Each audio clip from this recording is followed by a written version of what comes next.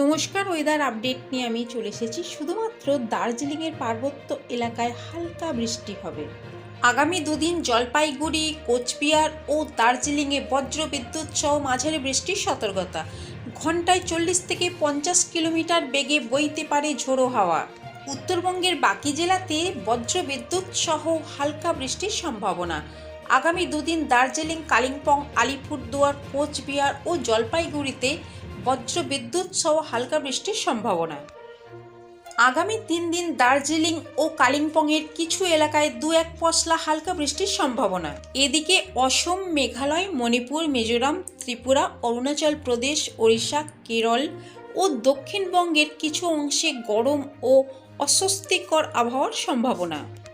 এই রকমই weather update পাওয়ার জন্য আমাদেরকে ফলো করে আমাদের সঙ্গে থাকুন। পুরো ভিডিওটা দেখার জন্য অসংখ্য ধন্যবাদ।